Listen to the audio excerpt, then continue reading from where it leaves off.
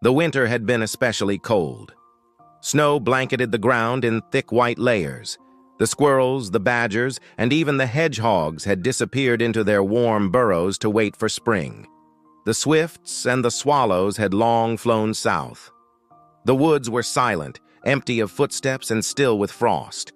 Only a large orange cat wandered hungrily through the quiet fields, his fluffy tail dragging behind him like a tired flag. He had searched all day for food. No mice, no fish bones, not even a forgotten sandwich crust. His paws were cold, his belly was empty, and his hopes were fading.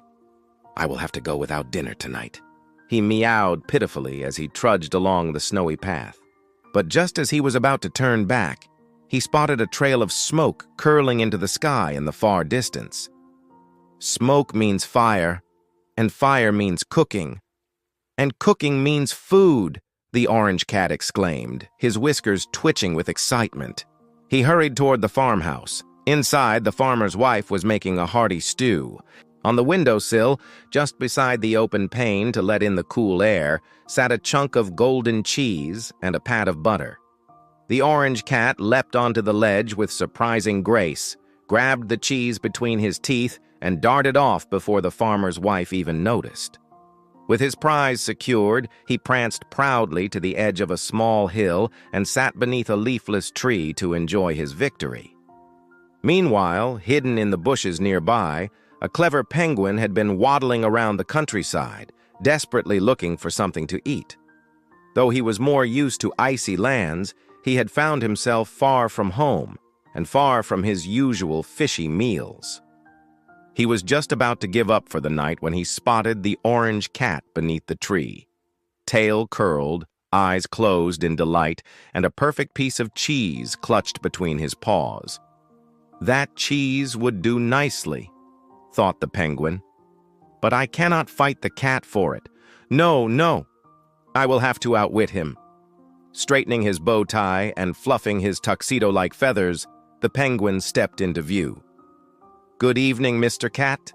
How dazzling your fur looks against the snowy white," he called out, his voice smooth and full of charm. The orange cat blinked in surprise. "Compliments? How unexpected and quite pleasant." "You must be the most magnificent feline in this forest," continued the penguin. "Look at that orange coat, so bold, so bright, like the setting sun." The cat purred with pride, tilting his head to show off his glossy fur. "And your tail," added the penguin.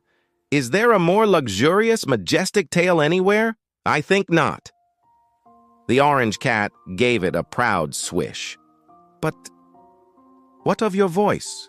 said the penguin. "Surely it must be as beautiful as your fur, maybe even more. Please, would you honor me with a little song?" Now, all the animals in the forest knew the orange cat's meow was scratchy, squeaky, and unpleasant. But hearing the penguin's sweet flattery made the cat forget all that. He stood tall, puffed out his chest, opened his mouth wide, and let out a long, loud meow. And with that, the cheese slipped right out of his mouth and tumbled into the snow. Quick as a flash, the penguin snatched it up with his flipper and waddled away laughing.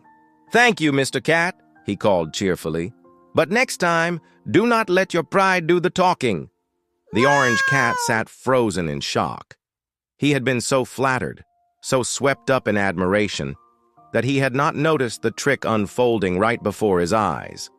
With a low, embarrassed mewl, he slumped against the tree and wrapped his fluffy tail around himself to keep warm. That night, his belly stayed empty, but his lesson stayed full. Never let praise make you forget your senses, especially when cheese is involved.